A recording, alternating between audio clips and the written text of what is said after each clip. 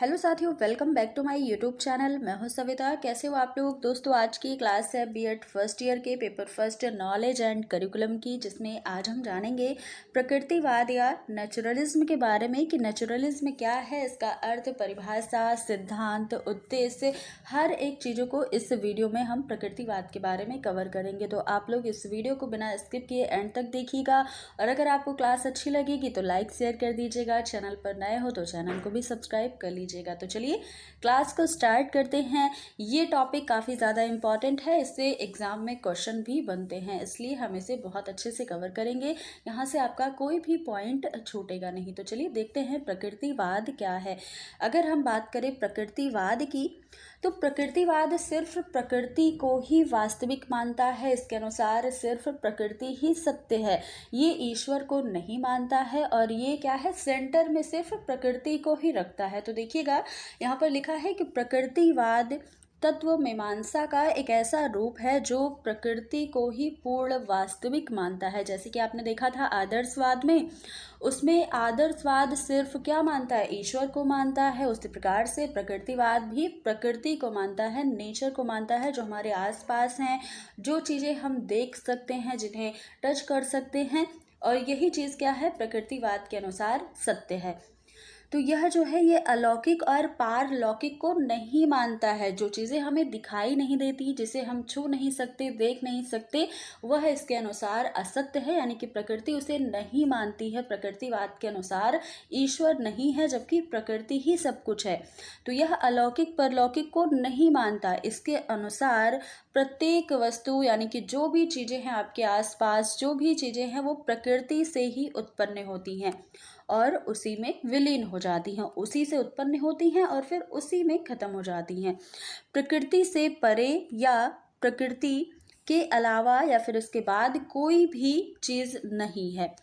प्रकृति क्या है, बात आती है, देखिए हर एक चीज़ें तो प्रकृति से ही है। तो अब ये अगर सवाल आता है कि भाई प्रकृति क्या है, क्योंकि प्रकृतिवाद तो प्रकृति को ही मानता है, तो ये भी तो जानना जरूरी है कि प्रकृति है क्या। देखिएगा, स्थान और समय में होने वाली ऐसी बातें या फिर ऐसी घटनाएं जो नियमों के अनुसार होती हैं, जिसका एक नियम होता है, वही प्रकृति कहलाती है। प्रकृति का अर्थ भौतिक जगत से लगाया जाता है, जिसे मनुष्य या मानव इंद्रियों के माध्यम से देख और समझ सकता है। तो इसे हम प्रकृति कहते हैं और प्रकृतिवाद प्रकृति को ही मानता है। आगे देखिएगा, प्रकृतिवादी इंद्रियों के द्वारा प्राप्त किए जाने वाले ज्ञान को सत्य मानते हैं। जो चीज़ें हम छू करके, देख करके, ऐसे हम उसे जान सके, वही सत्य है, प्रकृतिवाद मानता है। और प्रकृतिवादी ज्ञान प्राप्ति के लिए वैज्ञानिक विधि या फिर आगमन विधि का प्रयोग करते हैं या इसे महत्वपूर्ण मानते हैं। तो ये आपको समझ में आ गया कि प्रकृतिवाद क्या है। प्रकृतिवाद सिर्फ प्रकृति को मानता है। इसके अनुसार जो हम देख सकते हैं, इंद्रियों के द्वारा जो हम देख सकते हैं, जो चीज़ छू सकते हैं, ये सारी चीज़ें सत्य हैं।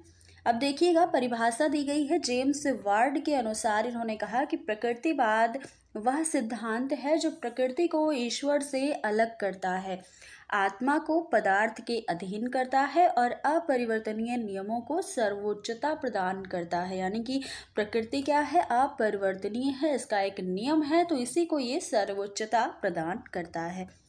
अगली परिभाषा थॉमस और लैंग ने दी है कि प्रकृतिवाद आदर्शवाद के विपरीत है, बिल्कुल उल्टा है, जो मन को पदार्थ के अधीन मानता है और यह विश्वास करता है कि अंतिम वास्तविकता भौतिक है, आध्यात्मिक नहीं है। जबकि आदर्शवाद आध्यात्मिक को सत्य मानता था, अध्यात्म को वास्तविक मानता था, पदार्थ को नहीं मानता था। तो ठीक आदर्शवाद के विपरीत है या ठीक उल्टा है क्या, प्रकृतिवाद।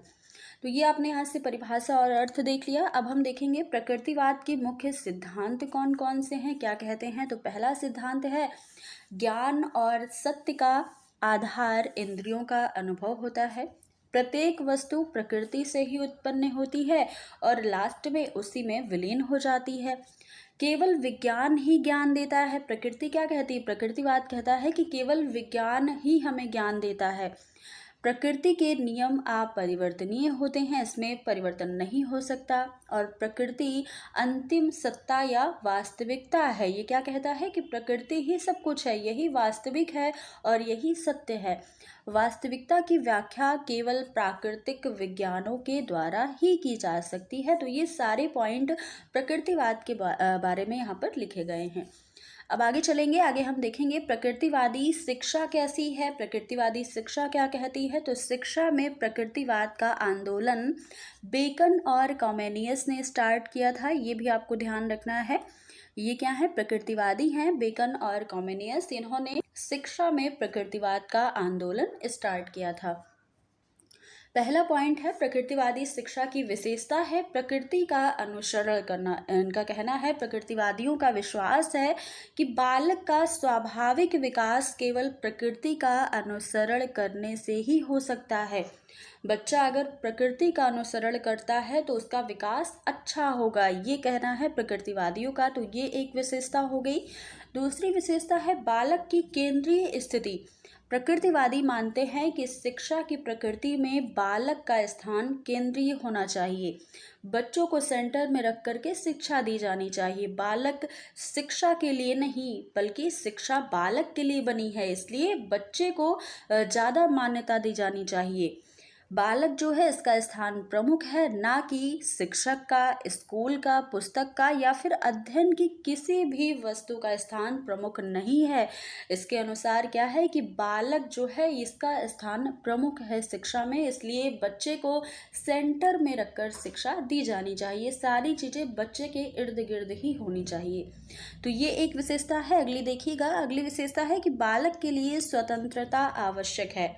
बालक को उसकी रुचियों के अनुसार विकसित होने दिया जाए और उसके किसी भी कार्य में बाधा ना डाली जाए। बच्चा अगर अपने मन से कोई कार्य कर रहा है तो इसका मतलब वह सीख रहा है, कोई गड़बड़ी नहीं कर रहा है। आप अपने घर में खुद ही देखते होंगे, अगर छोटा बच्चा है तो उसे अगर कोई खिलौना भी मिलता है तो उसे तोड़ फोड़ के देखता है, तो उसे मना मत कीजिए। इसका मतलब यह है कि वो क्रिएटिव है, वह चीज़ों को जानने का प्रयास कर रहा है, तो उसे स्वतंत्रता देनी चाहिए जिससे वह अपने से कुछ चीज़ें सीख सके।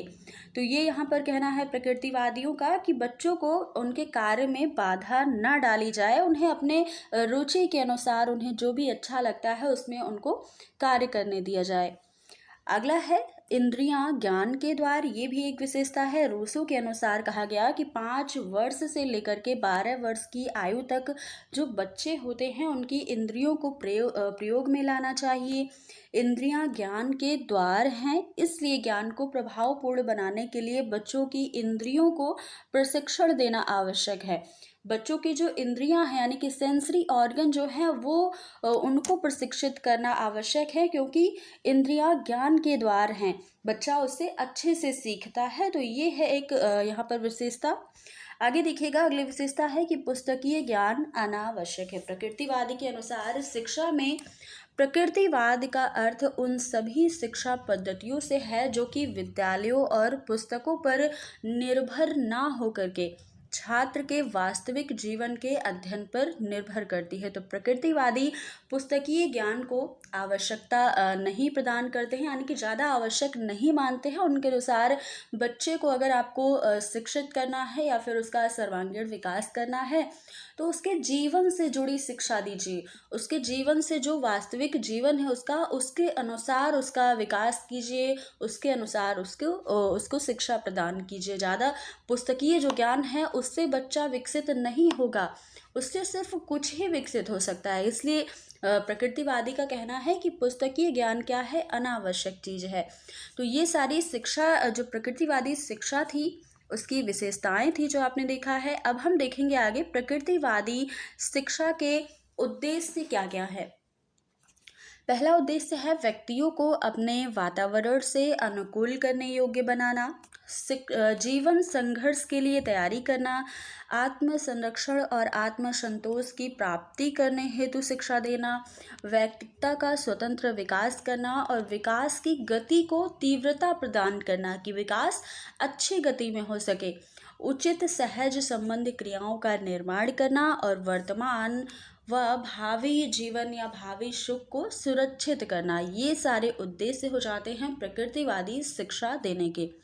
तो दोस्तों ये आज का हमारा टॉपिक था प्रकृतिवाद। इसमें हमने जाना प्रकृतिवाद की शिक्षा क्या है, उद्देश्य, इसका कुछ हमने 2-3 परिभाषा देखी है और इसका अर्थ। तो अगर आपको ये वीडियो अच्छी लगी हो, ये टॉपिक अगर आपको समझ में आया हो, तो आप इसे ज़्यादा से ज़्यादा लोगों तक शेयर कर दीजिएगा और इस वीडियो में आप अपना जो फीडबैक है वो भी दीजिएगा कि कैसी लगी आपको ये क्लास। तो फिर मिलेंगे अगली क्लास में कुछ नए टॉपिक के साथ, तब तक के लिए धन्यवाद।